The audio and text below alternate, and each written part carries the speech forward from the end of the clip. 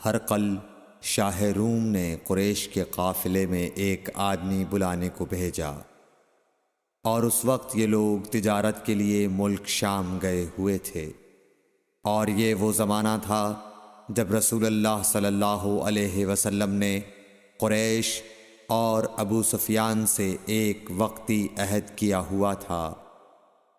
جب ابو سفیان اور دوسرے لوگ ہرقل کے پاس ایلیا پہنچے جہاں ہرقل نے دربار طلب کیا تھا، اس کے گرد روم کے بڑے بڑے لوگ، علماء، وزراء و امراء بیٹھے ہوئے تھے۔ ہرقل نے ان کو اور اپنے ترجمان کو بلوایا، پھر ان سے پوچھا کہ تم میں سے کون شخص مدعی رسالت کا زیادہ قریبی عزیز ہے؟ ابو سفیان کہتے ہیں کہ میں بول اٹھا کہ میں اس کا سب سے زیادہ قریبی رشتہ دار ہوں۔ یہ سن کر ہرقل نے حکم دیا کہ اس ابو سفیان کو میرے قریب لا کر بٹھاؤ اور اس کے ساتھیوں کو اس کی پیٹھ کے پیچھے بٹھا دو۔ پھر اپنے ترجمان سے کہا کہ ان لوگوں سے کہہ دو کہ میں ابو سفیان سے اس شخص یعنی محمد صلی اللہ علیہ وسلم کے حالات پوچھتا ہوں۔ اگر یہ مجھ سے کسی بات میں جھوٹ بول دے تو تم اس کا جھوٹ ظاہر کر دینا۔ ابو سفیان کا قول ہے کہ خدا کی قسم اگر مجھے یہ غیرت نہ آتی کہ یہ لوگ مجھ کو جھٹلائیں گے تو میں آپ صلی اللہ علیہ وسلم کی نسبت ضرور غلط گوئی سے کام لیتا۔ خیر، پہلی بات جو ہرقل نے مجھ سے پوچھی وہ یہ کہ اس شخص کا خاندان تم لوگوں میں کیسا ہے؟ میں نے کہا وہ تو بڑے اونچے عالی نسب والے ہیں۔ کہنے لگا اس سے پہلے بھی کسی نے تم لوگوں میں ایسی بات کہی تھی؟ میں نے کہا نہیں۔ کہنے لگا اچھا اس کے بڑوں میں کوئی بادشاہ ہوا ہے؟ میں نے کہا نہیں۔ پھر اس نے کہا بڑے لوگوں نے اس کی پیروی اختیار کی ہے یا کمزوروں نے؟ میں نے کہا نہیں، کمزوروں نے۔ پھر کہنے لگا اس کے تابعدار روز بڑھتے جاتے ہیں یا کوئی ساتھی پھر بھی جاتا ہے؟ میں نے کہا نہیں۔ کہنے لگا کیا اپنے اس دعوی نبوت سے پہلے کبھی کسی بھی موقع پر اس نے جھوٹ بولا ہے؟ میں نے کہا نہیں، اور اب ہماری اس سے صلح کی ایک مقررہ مدت ٹھہری ہوئی ہے، معلوم نہیں وہ اس میں کیا کرنے والا ہے۔ ابو سفیان کہتے ہیں میں اس بات کے سوا اور کوئی جھوٹ اس گفتگو میں شامل نہ کر سکا۔ ہرقل نے کہا کیا تمہاری اس سے کبھی لڑائی بھی ہوئی ہے؟ ہم نے کہا کہ ہاں۔ بولا پھر تمہاری اور اس کی جنگ کا کیا حال ہوتا ہے؟ میں نے کہا لڑائی ڈول کی طرح ہے، کبھی وہ ہم سے میدان جنگ جیت لیتے ہیں اور کبھی ہم ان سے جیت لیتے ہیں۔ ہرقل نے پوچھا وہ تمہیں کس بات کا حکم دیتا ہے؟ میں نے کہا وہ کہتا ہے کہ صرف ایک اللہ ہی کی عبادت کرو، اس کا کسی کو شریک نہ بناؤ، اور اپنے باپ دادا کی شرک کی باتیں چھوڑ دو، اور ہمیں نماز پڑھنے، سچ بولنے، پرہیزگاری اور صلہ رحمی کا حکم دیتا ہے۔ یہ سب سن کر پھر ہرقل نے اپنے ترجمان سے کہا کہ ابو سفیان سے کہہ دے کہ میں نے تم سے اس کا نسب پوچھا تو تم نے کہا کہ وہ ہم سے عالی نسب ہے، اور پیغمبر اپنی قوم میں عالی نسب ہی بھیجے جایا کرتے ہیں۔ میں نے تم سے پوچھا کہ دعوی نبوت کی یہ بات تمہارے اندر اس سے پہلے کسی اور نے بھی کہی تھی؟ تو تم نے جواب دیا کہ نہیں۔ تب میں نے اپنے دل میں کہا کہ اگر یہ بات اس سے پہلے کسی اور نے کہی ہوتی تو میں سمجھتا کہ اس شخص نے بھی اسی بات کی تقلید کی ہے جو پہلے کہی جا چکی ہے۔ میں نے تم سے پوچھا کہ اس کے بڑوں میں کوئی بادشاہ بھی گزرا ہے؟ تو تم نے کہا کہ نہیں۔ تو میں نے دل میں کہا کہ ان کے بزرگوں میں سے کوئی بادشاہ ہوا ہوگا تو کہہ دوں گا کہ وہ شخص اس بہانے اپنے آباء و اجداد کی بادشاہت اور ان کا ملک دوبارہ حاصل کرنا چاہتا ہے۔ اور میں نے تم سے پوچھا کہ اس بات کے کہنے یعنی پیغمبری کا دعویٰ کرنے سے پہلے تم نے کبھی اس کو دروغ گوئی کا الزام لگایا ہے؟ تم نے کہا کہ نہیں۔ تو میں نے سمجھ لیا کہ جو شخص آدمیوں کے ساتھ دروغ گوئی سے بچے وہ اللہ کے بارے میں کیسے جھوٹی بات کہہ سکتا ہے۔ اور میں نے تم سے پوچھا کہ بڑے لوگ اس کے پیرو ہوتے ہیں یا کمزور آدمی؟ تم نے کہا کمزوروں نے اس کی اتباع کی ہے۔ تو دراصل یہی لوگ پیغمبروں کے متبعین ہوتے ہیں۔ اور میں نے تم سے پوچھا کہ اس کے ساتھی بڑھ رہے ہیں یا کم ہو رہے ہیں؟ تم نے کہا کہ وہ بڑھ رہے ہیں، اور ایمان کی کیفیت یہی ہوتی ہے حتیٰ کہ وہ کامل ہو جاتا ہے۔ اور میں نے تم سے پوچھا کہ آیا کوئی شخص اس کے دین سے ناخوش ہو کر مرتد بھی ہو جاتا ہے؟ تم نے کہا نہیں۔ تو ایمان کی خاصیت بھی یہی ہے، جن کے دلوں میں اس کی مسرت رچ بس جائے وہ اس سے لوٹا نہیں کرتے۔ اور میں نے تم سے پوچھا کہ آیا وہ کبھی عہد شکنی کرتے ہیں؟ تم نے کہا نہیں۔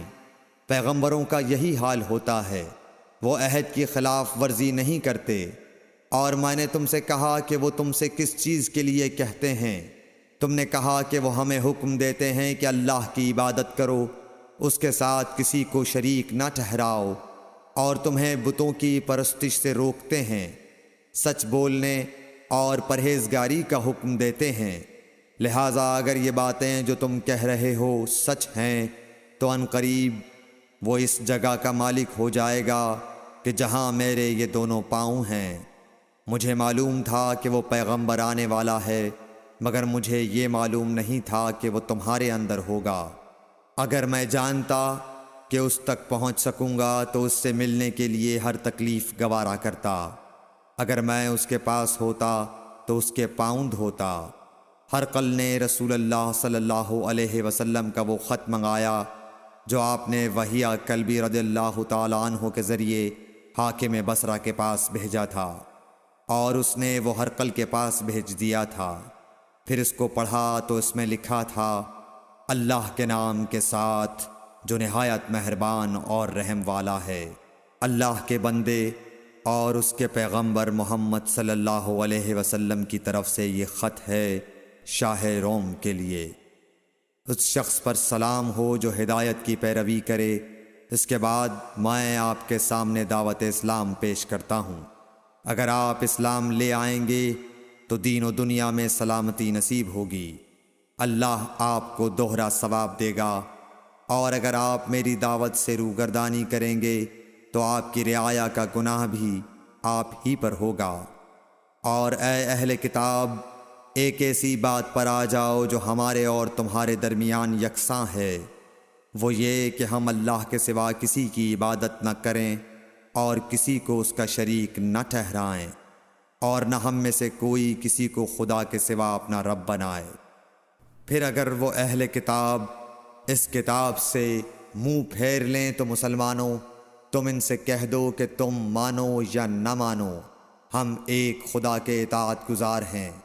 ابو سفیان کہتے ہیں، جب ہرقل نے جو کچھ کہنا تھا کہہ دیا اور خط پڑھ کر فارغ ہوا تو اس کے ارد گرد بہت شور و غوغا ہوا، بہت سی آوازیں اٹھیں اور ہمیں باہر نکال دیا گیا۔ تب میں نے اپنے ساتھیوں سے کہا کہ ابو کبشہ کے بیٹے حضرت صلی اللہ علیہ وسلم کا معاملہ تو بہت بڑھ گیا۔ دیکھو تو اس سے بنی اصفر روم کا بادشاہ بھی ڈرتا ہے۔ مجھے اس وقت سے اس بات کا یقین ہو گیا کہ حضور صلی اللہ علیہ وسلم عنقریب غالب ہو کر رہیں گے، حتیٰ کہ اللہ نے مجھے مسلمان کر دیا۔ راوی کا بیان ہے کہ ابن ناطور ایلیا کا حاکم ہرقل کا مصاحب اور شام کے نصارہ کا لاٹ پادری بیان کرتا تھا کہ ہرقل جب ایلیا آیا ایک دن صبح کو پریشان اٹھا تو اس کے درباریوں نے دریافت کیا کہ آج ہم آپ کی حالت بدلی ہوئی پاتے ہیں، کیا وجہ ہے؟ ابن ناطور کا بیان ہے کہ ہرقل نجومی تھا، علم نجوم میں وہ پوری مہارت رکھتا تھا۔ اس نے اپنے ہم نشینوں کو بتایا کہ میں نے آج رات ستاروں پر نظر ڈالی تو دیکھا کہ ختنہ کرنے والوں کا بادشاہ ہمارے ملک پر غالب آ گیا ہے۔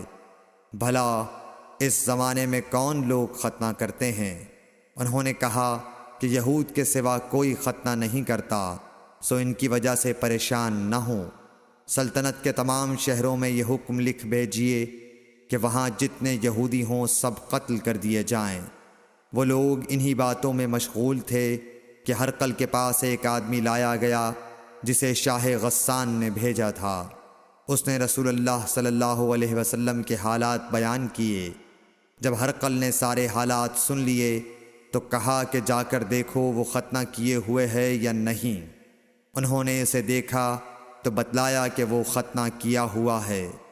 ہرقل نے جب اس شخص سے عرب کے بارے میں پوچھا تو اس نے بتلایا کہ وہ ختنہ کرتے ہیں۔ تب ہرقل نے کہا کہ یہی محمد صلی اللہ علیہ وسلم اس امت کے بادشاہ ہیں جو پیدا ہو چکے ہیں۔ پھر اس نے اپنے ایک دوست کو رومیہ خط لکھا اور وہ بھی علم نجوم میں ہرقل کی طرح ماہر تھا۔ پھر وہاں سے ہرقل حمص چلا گیا۔ ابھی حمص سے نکلا نہیں تھا کہ اس کے دوست کا خط اس کے جواب میں آ گیا۔ اس کی رائے بھی حضور صلی اللہ علیہ وسلم کے ظہور کے بارے میں ہرقل کے موافق تھی کہ محمد صلی اللہ علیہ وسلم واقعی پیغمبر ہیں۔ اس کے بعد ہرقل نے روم کے بڑے آدمیوں کو اپنے حمص کے محل میں طلب کیا اور اس کے حکم سے محل کے دروازے بند کر لیے گئے۔ پھر وہ اپنے خاص محل سے باہر آیا اور کہا، اے روم والو، کیا ہدایت اور کامیابی میں کچھ حصہ تمہارے لیے بھی ہے؟ اگر تم اپنی سلطنت کی بقا چاہتے ہو تو پھر اس نبی صلی اللہ علیہ وسلم کی بیعت کر لو اور مسلمان ہو جاؤ۔ یہ سننا تھا کہ پھر لوگ وحشی گدھوں کی طرح دروازوں کی طرف دوڑے مگر انہیں بند پایا۔ آخر جب ہرقل نے اس بات سے ان کی یہ نفرت دیکھی اور ان کے ایمان لانے سے مایوس ہو گیا تو کہنے لگا کہ ان لوگوں کو میرے پاس لاؤ۔ جب وہ دوبارہ آئے تو اس نے کہا، میں نے جو بات کہی تھی اس سے تمہاری دینی پختگی کی آزمائش مقصود تھی، سو وہ میں نے دیکھ لی۔ تب یہ بات سن کر وہ سب کے سب اس کے سامنے سجدے میں گر پڑے اور اس سے خوش ہو گئے۔ بالآخر ہرقل کی آخری حالت یہی رہی۔ صحیح بخاری حدیث نمبر 7۔